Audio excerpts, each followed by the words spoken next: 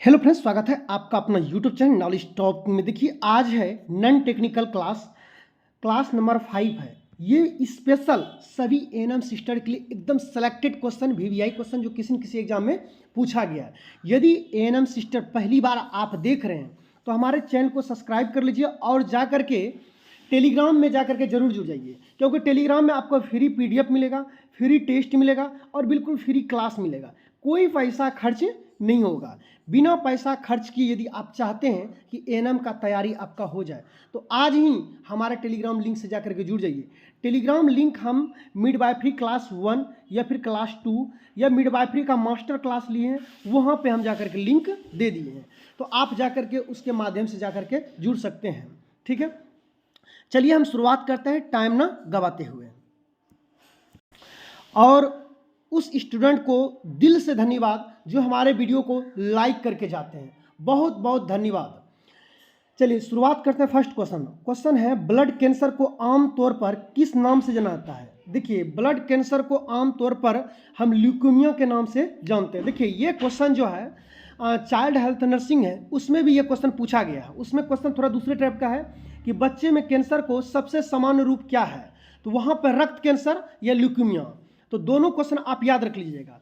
ये child health nursing question, technical question में भी इस तरह का क्वेश्चन पूछा गया है और सामान्य रूप से भी ये क्वेश्चन पूछा जाता है। तो याद रख लीजिएगा, ब्लड कैंसर को आम तौर पे हम या तो रक्त कैंसर या ल्यूकेमिया, रक्त कैंसर को ही इंग्लिश में ल्यूकेमिया कहते हैं। ठीक है, आगे बढ़ते हैं। यदि इसका आंसर जानते हैं तो कमेंट करके हमें जरूर बताइएगा, और जल्दी ही लाइव क्लास हम आने वाले हैं। आगे है, भारतीय राष्ट्रीय कांग्रेस की प्रथम अध्यक्ष कौन था? ध्यान रख लीजिए, भारतीय राष्ट्रीय कांग्रेस से संबंधित जितना भी इंपॉर्टेंट क्वेश्चन है उसे कवर कर लेते हैं। चारों ऑप्शन में सीधे आप जानते हैं तो ठीक है, नहीं जानते तो इसे थोड़ा सा जान लीजिए। सबसे पहली बात तो ये, भारतीय राष्ट्रीय कांग्रेस की स्थापना 1885 में हुआ। इस समय लॉर्ड डफरिन थे। इस समय गवर्नर कौन थे? ये भी क्वेश्चन पूछता है कि जिस समय भारतीय राष्ट्रीय कांग्रेस की स्थापना हो रहा था उस समय भारत के गवर्नर कौन थे? तो लॉर्ड डफरिन थे। लॉर्ड डफरिन के शासनकाल में भारतीय राष्ट्रीय कांग्रेस की स्थापना 1885 में हुआ, और जब इसकी स्थापना हो गया, इसका प्रथम अध्यक्ष व्योमेश चंद्र बनर्जी को बनाया गया। ध्यान रखिएगा, तो याद रखिएगा कांग्रेस की स्थापना कब हुआ? 1885 में। ठीक है, इसके प्रथम अध्यक्ष कौन थे? व्योमेश चंद्र बनर्जी। और इस समय गवर्नर जनरल कौन थे? तो लॉर्ड डफरिन, याद रखिएगा। ठीक है, इसमें एक क्वेश्चन और याद रखिएगा, इसका प्रथम महिला अध्यक्ष कौन था? प्रथम महिला अध्यक्ष एनी बेसेंट था। ध्यान रखिएगा, एनी बेसेंट। अब भारतीय राष्ट्रीय कांग्रेस से और भी क्वेश्चन पूछा था, जो सिलेक्टेड क्वेश्चन है, धीरे धीरे करके हम क्लियर कर देंगे। आज आपको 4 क्वेश्चन इसके बारे में बताए, चारों क्वेश्चन आप फोन में दिमाग में याद रख लीजिएगा। 1885, ठीक है, एनी बेसेंट और व्योमेश चंद्र बनर्जी, और स्थापना कहाँ हुआ? ये मुंबई में स्थापना हुआ है। ठीक है, आगे बढ़ते हैं। आगे कहता है, परिवहन नेटवर्क प्रणाली में सीएनजी शब्द का विस्तार क्या होता है? सीएनजी गैस देखे होंगे, ठीक है, सीएनजी गैस पे टेम्पू भी चलता है, सीएनजी गैस पे आप देखें, सीएनजी गाड़ी। तो सीएनजी का फुल फॉर्म क्या होता है? बहुत ही वेरी इंपॉर्टेंट है, ये कई बार क्वेश्चन पूछा गया है। सी का मतलब कंप्रेस्ड, एन का मतलब नेचुरल, जी का मतलब gas. Compressed natural gas, CNG. ध्यान रखिएगा, सीएनजी का फुल फॉर्म ठोर पर रख लीजिएगा, कंप्रेस्ड नेचुरल गैस। ठीक है, आगे बढ़ते हैं। तो इस क्वेश्चन का क्या जवाब हो जाएगा? Option number D is the correct answer. ठीक है, और उन स्टूडेंटों को भी बहुत धन्यवाद जो लगातार टेलीग्राम पे बेहतर परफॉर्मेंस कर रहे हैं। आगे है, भारत में प्रिंटिंग प्रेस का प्रचलन किसने किया था? देखिए, भारत में प्रिंटिंग प्रेस का जो प्रचलन करने वाला व्यक्ति था, उस व्यक्ति का नाम है जेम्स हिक्की। एकदम थोड़ पर रख लीजिएगा, भारत में प्रिंटिंग प्रेस चालू करने वाला पहला व्यक्ति कौन था? James Hickey. आगे बढ़ते हैं। पौधे में श्वसन किस भाग से होता है? देखिए, पौधे में श्वसन जो है तना, पत्ती, जड़, यानी सभी भाग से होता है। तो इसका आंसर हो जाएगा प्रत्येक भाग से। Option number A is the correct answer. आगे, वातित जल, ध्यान दीजिएगा, वातित जल में कौन सा गैस अंतर्विष्ट होता है? देखिए, जो वातित जल होता है ना, उसमें CO2 अंतर्विष्ट होता है। ध्यान रखिएगा, उसमें जो है CO2 पाया जाता है। तो वातित जल में कौन सा अंतर्विष्ट गैस होता है? तो CO2 यानी कार्बन डाइऑक्साइड। आगे बढ़ते हैं। भारत में प्रथम गवर्नर जनरल कौन था? देखिए, भारत का प्रथम गवर्नर जनरल जो है 1833 चार्टर एक्ट के तहत, ध्यान रखिएगा, 1833 चार्टर एक्ट के तहत भारत का प्रथम governor general lord William Bentinck बने थे।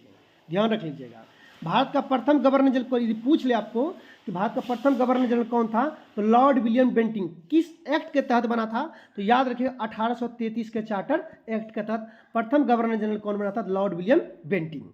आगे बढ़ते हैं। आगे कहता है सुस्पष्ट दर्शन की न्यूनतम दूरी क्या है। बचपन से ही आप पढ़ते हुए आएंगे कि 25 सेंटीमीटर जो है न्यूनतम दूरी होता है। सुस्पष्ट नहीं, 25 सेंटीमीटर तक जो देखने के स्पष्ट दूरी की न्यूनतम दूरी जो होता है वो 25 सेंटीमीटर होता है। नहीं, option number A is the correct answer. तो सुस्पष्ट के दर्शन के लिए न्यूनतम दूरी क्या होगा, तो 25 सेंटीमीटर, और अधिकतम को तो अनंत लिया जाता है।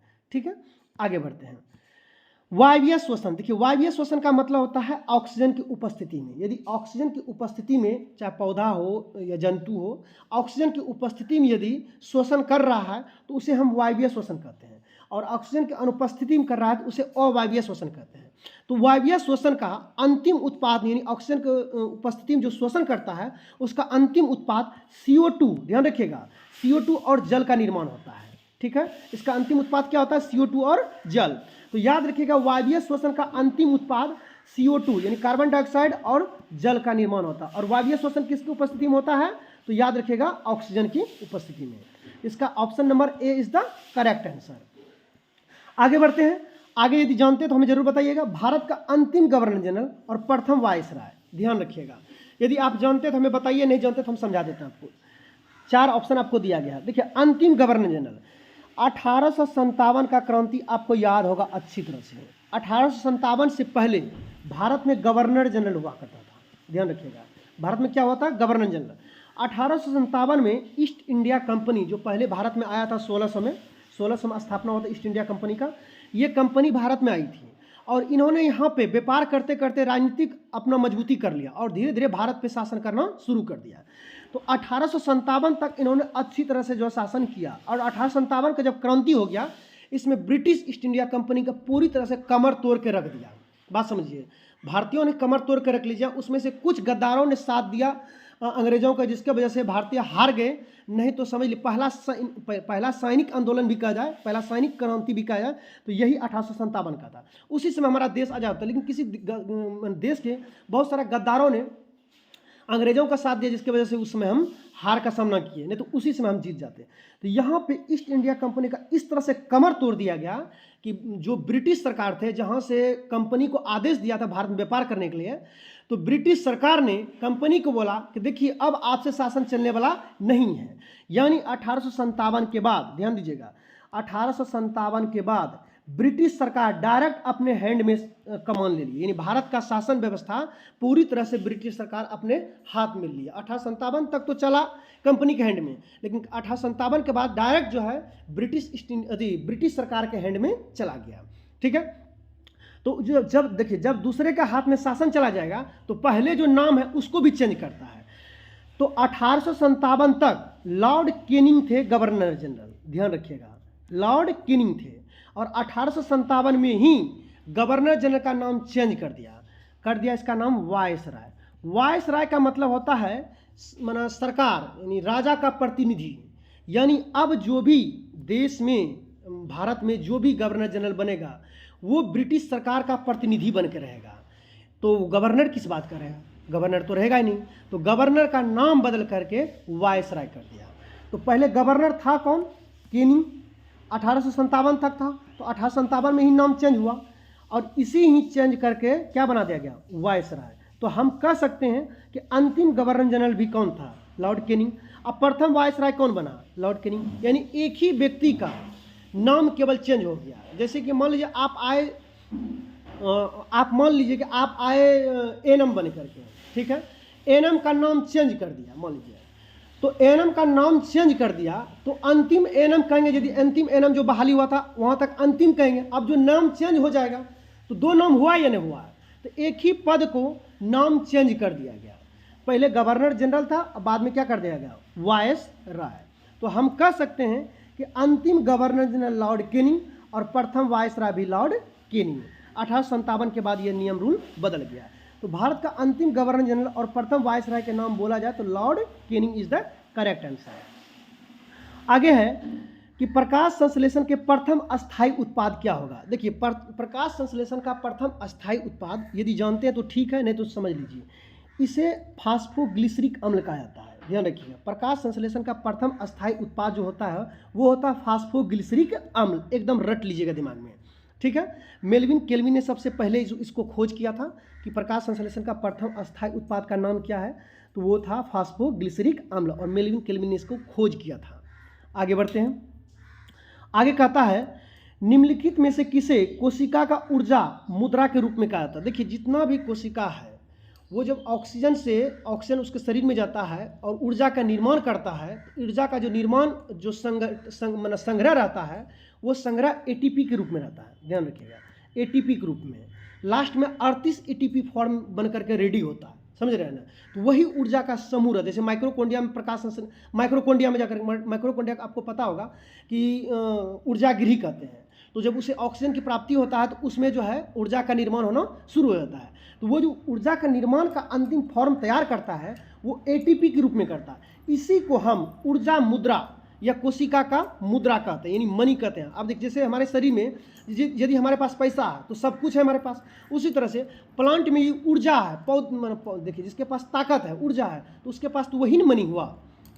तो वही कह रहा है यहाँ पे कि इनमें से कौन कोशिका का ऊर्जा मुद्रा के रूप में जाना जाता है। तो एडिनो ट्राइफॉस्फेट यानी एटीपी को, ध्यान दीजिएगा, एटीपी को हम एडिनो ट्राइफॉस्फेट को ऊर्जा मुद्रा के रूप में जानते हैं। आगे बढ़ते हैं। आगे कहता है फिलोसफिक जूलॉजी पुस्तक के लेखक कौन है। देखिए इसका जो नाम है, ये नाम लेमार के नाम से फेमस है। ये पुस्तक बहुत बार क्वेश्चन ये पूछा गया है। क्वेश्चन नंबर 13 का option number C is the correct answer. आगे बढ़ते हैं। कहता है ब्रिटिश संसद का सदस्य बनने वाला प्रथम भारतीय कौन थे। एकदम याद रख लीजिएगा, ठोड़ पे VVI क्वेश्चन है। ब्रिटिश संसद का प्रथम सदस्य बनने वाला व्यक्ति था दादा भाई नौरोजी। ये कई बार एग्जाम में पूछ चुका है, याद रख लीजिएगा ठोड़ पे।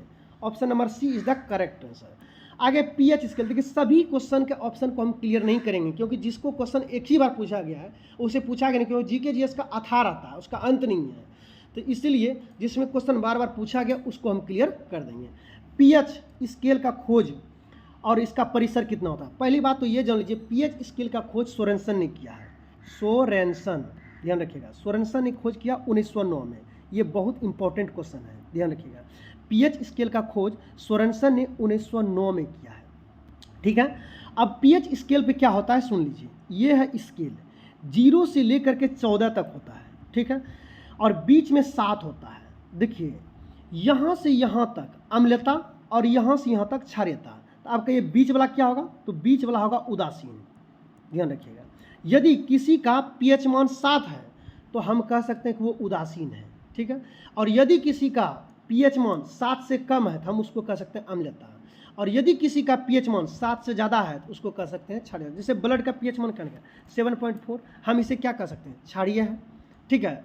और यहाँ एक सवाल और बढ़ता है कि अम्लता कब बढ़ता है। देखिए जितना इधर जाएगा अम्लता और बढ़ते जाएगा। यदि हम कह देंगे 0.5 और हम कह देंगे 1 में कौन ज़्यादा अम्लता है, तो 0.5 ज़्यादा अम्लता है, यानी 0, 14 और 7 ये उदासीन है।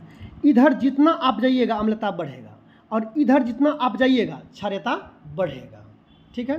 तो अम्लता और क्षारीयता के बारे में अच्छी तरह से आप जान चुके हैं, ठीक है। ब्लड का भी बता देते हैं, पीएच मान 7.4 होता है, is the very very important. अब वही कह रहा है पीएच स्केल परिसर का मान कितना होता है, तो 0 से लेकर के 14 होता है, जिसमें 7 होता है उदासीन। किसी का पीएच मान 7 हो गया तो इसका मतलब समझ लीजिए क्या है, उदासीन है। और पीएच स्केल का खोज किसने किया, सोरेनसन ने। तो इसका आंसर क्या हो जाएगा, option number B is the correct answer. आगे पोषवाह यानी फ्लोएम। आपको पता होगा कि पौधे में 2 तरह का पार्ट पाया जाता है मुख्य रूप से पदार्थ परिवहन के लिए। यह कह रहा है पोषवाह का दूसरा नाम क्या है। यदि आप जानते हैं तो ठीक है, नहीं जानते तो हम बताते हैं। देखिए ये है प्लांट, ध्यान दीजिएगा, ये प्लांट नीचे जड़ है, ठीक है, और ये रहा, उतना बड़ा तो हम चित्रकार नहीं हैं, आप समझ जाइएगा, ठीक है, ये पत्ती है, ठीक है। इसमें क्या होता है कि पत्ती पे ध्यान दीजिएगा, पत्ती में प्रकाश संश्लेषण होता है और भोजन का तैयार होता है। भोजन जब तैयार होता है तो भोजन पत्ती के द्वारा अन्य भागों में, मान लीजिए टहनी है यहाँ अन्य भागों में ऊपर से नीचे आता है।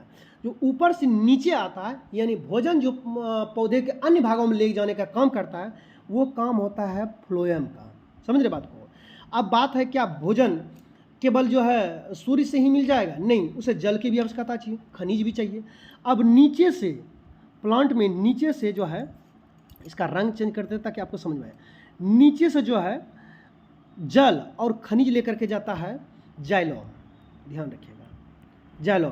तो दो तरह का इसमें होता है, जिसमें कि दो तरह का परिवहन का काम करता है, जिसमें कि एक फ्लोएम होता है। फ्लोएम का काम होता है पौधे के अन्य भागों में जो खाद्य पदार्थ तैयार हुआ, भोजन तैयार हुआ, पौधे के हर एक भाग में पहुंचाना, टहनी के पहुंचाना, जड़ पहुंचाना, हर जगह पहुंचाना। और जाइलम का काम क्या होता है कि जड़ से जल और खनिज लेकर के पौधे में ले जाना। तो वही कह रहा है यहाँ पे पोषवा, यानी फ्लोएम का दूसरा नाम क्या है? तो बास्ट है नाम, याद रखिएगा। पोषवा का यह फ्लोएम का दूसरा नाम क्या है? बास्ट है। और पौधे में यदि पूछ ले कि भोजन का परिवहन कौन करता है, तो याद रखिए फ्लोएम। और यदि पूछ ले कि पौधे में जल और खनिज का परिवहन कौन करता है, तो याद रख लीजिएगा जाइलम। ये दोनों क्वेश्चन बहुत इंपॉर्टेंट है। आगे बढ़ते हैं। आगे है मैग्नेटाइट का रासायनिक सूत्र क्या है? देखिए मैग्नेटाइट है लोहा का अयस्क। लोहा का दो मुख्य अयस्क है, जिसमें एक है हेमेटाइट और दूसरा है मैग्नेटाइट। हेमेटाइट का सूत्र होता है Fe2, ध्यान दीजिएगा, Fe2 और O3। और मैग्नेटाइट का सूत्र होता है Fe3O4, जिसमें से हेमेटाइट से सबसे अधिक लोहा निकला जाता है। यदि सवाल में आपको पूछ ले कि लोहा का वह कौन सा अयस्क है जिससे अधिक मात्रा में लोहा निकाला जाता है, तो हेमेटाइट से। दोनों ही लोहा का अयस्क है, याद रख लीजिएगा, जिसमें मुख्य रूप से हेमेटाइट आता है। और हेमेटाइट का सूत्र होता है Fe2O3 और मैग्नेटाइट का सूत्र होता है Fe3O4। याद रख लीजिएगा दोनों अयस्क, ठीक है। तो यहाँ पे पूछा क्या गया, याद रखिए मैग्नेटाइट का रासायनिक सूत्र क्या है? तो मैग्नेटाइट का रासायनिक सूत्र होता है Fe3O4, Fe3O4। और किसका अयस्क है मैग्नेटाइट? लोहा का। लोहा का मुख्य अयस्क कौन कौन सा है? हेमेटाइट और मैग्नेटाइट। एकदम ठोर पर रट लीजिए। जिसमें से मैग्नेटाइट लोहा का सबसे जबरदस्त अयस्क, जो कि एग्जामिनर ने बहुत बार पूछा है। आगे हम क्वेश्चन लेकर के फिर उसको आएंगे। फिर है अवायवीय श्वसन कोशिका के किस भाग में होता है? देखिए अवायवीय श्वसन कोशिका के कोशिका द्रव में होता है, इसे याद रख लीजिएगा। अवायवीय आपको बता दें, वायवीय मतलब ऑक्सीजन के उपस्थिति में, अवायवीय मतलब जिसमें ऑक्सीजन नहीं है। ऑक्सीजन इसमें नहीं रहता, इसमें ऑक्सीजन अनुपस्थित रहता है, ऑक्सीजन की उपस्थिति में ये श्वसन नहीं होता है। तो अवायवीय श्वसन कोशिका के कोशिका द्रव में होता है, याद रखिएगा। आगे है इस्पात में कितना कार्बन मिलाया जाता है? देखिए इस्पात को थोड़ा टाइट रखने के लिए, देखिए जिसमें भी चाहे लोहा का, मान लीजिए छड़ है, मान लीजिए आप छड़ मार्केट में जाते हैं खरीदने के लिए, यदि छड़ को आप मोड़ते हैं, फट से यदि टूट जाता है, समझ लीजिए उसमें कार्बन की मात्रा बहुत ज़्यादा मिलाया जाता है, ठीक है। कार्बन की मात्रा ज़्यादा रहेगा तो वो लोहा टूट जाएगा फट से, यानी कार्बन उसको ठोस ताकतवर बनाता है, लेकिन ज़्यादा दे दीजिएगा तो वो टूट जाएगा। तो हल्की मात्रा में दीजिए, कम मात्रा में यदि उसमें रहता है तो वो ज़्यादा लचीला रहता है। कोई भी चीज़ लचीला पदार्थ जो है जल्दी टूटता नहीं है। तो इस्पात में ध्यान देगा, इस्पात में कार्बन का थोड़ा सा प्रतिशत मिलाया जाता है ताकि वो मजबूत बने और लचीला बने, ठीक है। तो वही पूछा गया कि इस्पात में कार्बन का प्रतिशत कितना मिलाया जाता है। तो आप याद रख लीजिए, यदि जानते हैं तो ठीक है, तो याद रख लीजिए 0.5, ध्यान दीजिएगा 0.15 से लेकर के 1.5% तक। बहुत वीवीआई क्वेश्चन है, कहीं कहीं आपको एग्जाम में 0.5 से लेकर के 1.5 तक भी मिलेगा, तो उससे घबराइएगा नहीं, ठीक है। तो इस्पात में कार्बन का कितना प्रतिशत रहता है? 0.1% से लेकर के 1.5% तक, याद रख लीजिएगा, ठीक है। आगे बढ़ते हैं। कहता है लोहे में जंग लगने का तत्व क्या है? देखिए लोहे में जंग लगने के लिए दो मुख्य तत्व चाहिए, एक चाहिए पानी और दूसरा चाहिए क्या? हवा। पानी और हवा के संपर्क में आएगा तो लोहा में जंग लगना शुरू हो जाएगा, या फिर मुख्य रूप से इसे पानी और ऑक्सीजन चाहिए। पानी और ऑक्सीजन, पानी और ऑक्सीजन मिल गया तो समझिए लोहा में जंग लगना क्या हो जाएगा? शुरू हो जाएगा। तो यहाँ ऑप्शन में पानी तो नहीं है, यहाँ ऑप्शन में जो है उस हिसाब से चलना है। लोहे में जंग लगने के लिए जिम्मेदार तत्व कौन है? तो ऑक्सीजन है। Option number B is the correct answer. जल्द ही आपको YouTube पे मॉडल सेट आपको मिलने वाला है, जो कि लाइव आएंगे, जिसमें एकदम रफ्तार के साथ जो है क्वेश्चन अधिक मात्रा में हम कवर करने वाले हैं। और अभी तक टेलीग्राम से नहीं जुड़े हैं तो आज ही हमारे टेलीग्राम लिंक से जुड़ जाइए।